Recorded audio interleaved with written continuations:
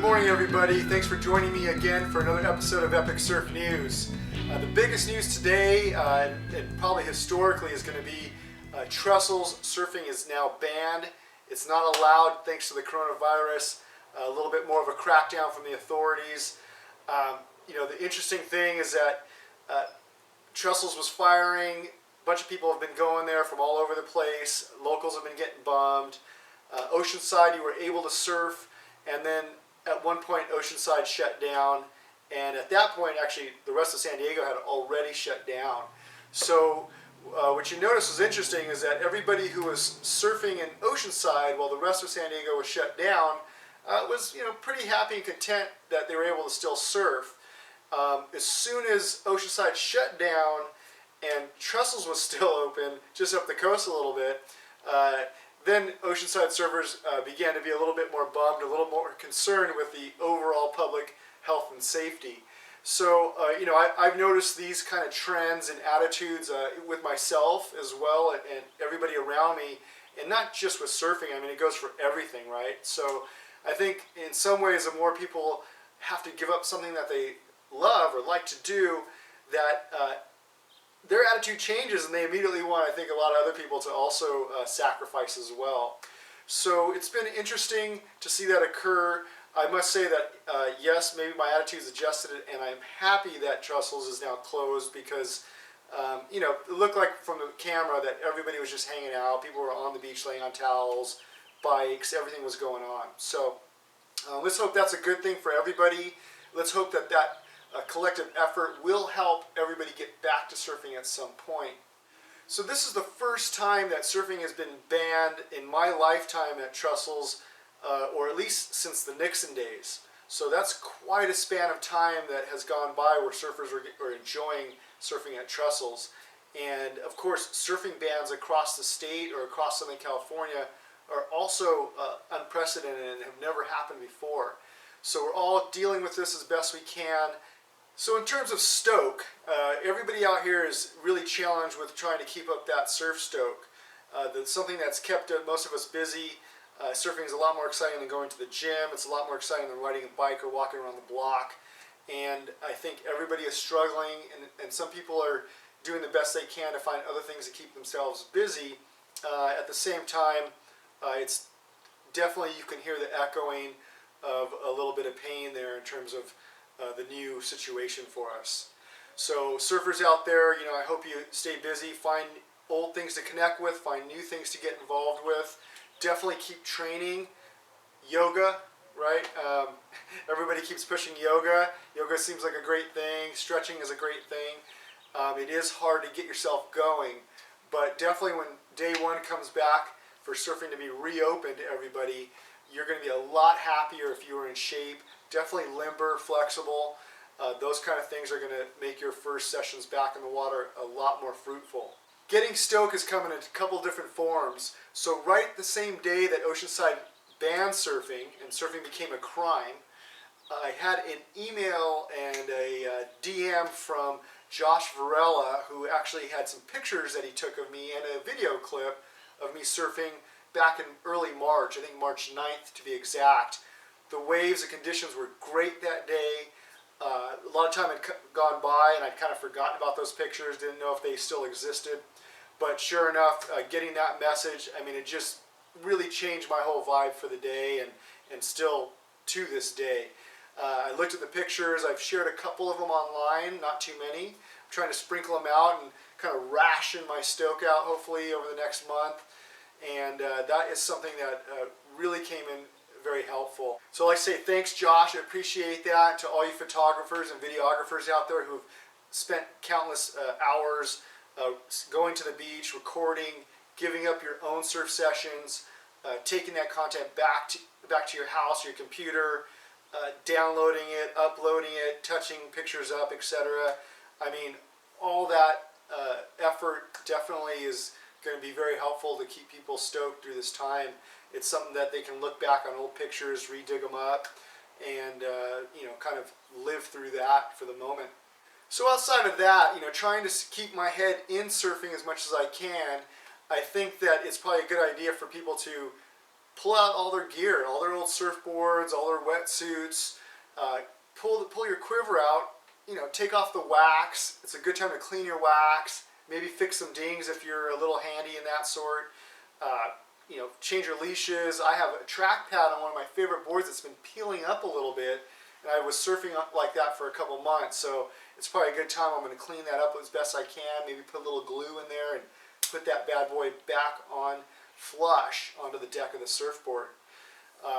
Old wetsuits, I might pull those out, maybe toss a few, wash a few. If you had any stinky gear, this is a great time to clean it, dry it, put it in the sun.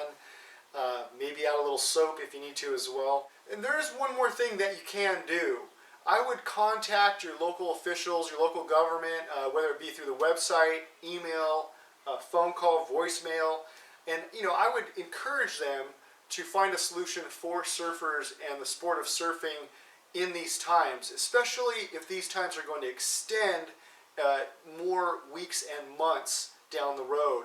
And from the looks of everything going on, I'm not sure that we're going to get back to regular surfing scenarios in the next 3 or 4 weeks. I mean, it really could extend out. So, anything you can do to encourage that to occur, one, it'll help us stay healthy. It might allow those city officials to reorganize their efforts and their manpower to go ahead and maybe make a system that allows surfers to surf in maybe a less crowded situation, maybe local surfers, surfers within city limits, to come in and start to open that up slowly.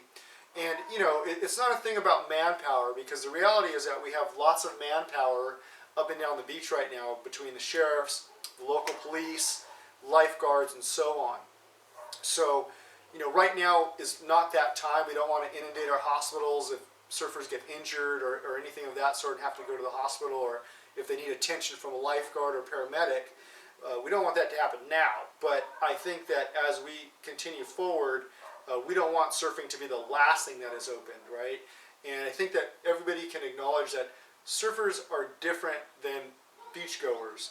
In many cases, surfers would be more than happy to not congregate, lay out on the beach, spend all day at the beach, that they would just go there from their car, take that small walk to the water, surf with distance around you. You have a surfboard, and it's easy to have space around you. So, I think that there might be solutions, and so maybe you should start to formulate that information in your head and those possibilities, and at least encourage thought to go into the solution going forward.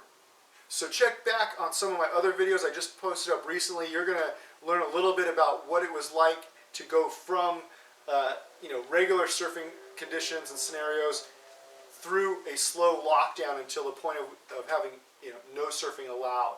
So check those videos out. I also put out a video that actually was filmed and recorded before the lockdown and before the public's attention was on this COVID-19 situation. So in that Epic Surf News episode, I went down to the California Surf Museum in Oceanside and took some footage of a bunch of equipment there and got some information about surf buoys and how waves work. A bunch of old surfboards. I mean, those things look like they're 2 stories tall. So go in and check that out. I think we could all use a little taste of how the world used to be, and this will be a good flick for you to check out. Also, if you haven't been able to stay current with these surfing videos, there was a video that we put out about a month or 2 ago with a local rapper named Yuka, and we worked with him in collaboration to use his music in some of our surfing videos, and then I also helped to produce one of his rap videos at the same time. So if you go and listen to some of our recent videos, you'll hear his music in the background. You'll see our little promo video that we put together. I encourage you to check him out on Instagram, and he also has a YouTube channel as well. And you can see that video that we worked on. Thanks again, everybody, for checking in. I encourage you to check out our old videos while you got time on your hands and you're trying to look at something other than all the scary news on TV. Watch some of those old videos. Those will help us move forward with this project. And if you haven't heard as well, we have an Amazon store. It's the Pro Surf Blog Amazon store. So if you go to our link that'll be in the description here, Got to do that, right? Point down or something. Go to that store. We've got surfing gear there. If surfing gear is not your thing right now because you can't go surfing, we actually made another category of non-surfing stuff. I mean, basically things that people are clamoring for right now. So if you're looking for that soap or toilet paper or whatever it is, it might be on back order, but if you put the order through the store, we'll get credit, we'll get paid, and that'll help promote more of these videos going forward. We don't have major sponsors. World Surf League, they never really give us any plugs out there in the world. So this is a grassroots effort, right? So we're doing it, we're keeping it real. I'm giving you the real information as it goes down as best I can. So go to that store, check it out. We'll even get credit if you take off and you go find something else on Amazon that you need. As long as it's within like 24 hours of visiting our store, we'll actually get credit, right? So you get the same price. You're going to get the same service from Amazon, and yet you're letting Amazon know that you want to support our channel just by coming through that first. So thanks a lot again. And to everybody, all my local people out there, man, everybody, I want to give a shout out. Bamboo Bob, who's been super supportive through all of this. Mitch, Don, man, I can just name off everybody. Mike, Dave, Kirk, Robin, Naomi. Man, there's 100 names out there. I'm sure I missed everybody's name. Of course, Josh, who got some pics of us. Dylan, man, everybody, man. Everybody, stay sharp, stay tight, keep it fit, and come back. I'm going to see you guys in the water.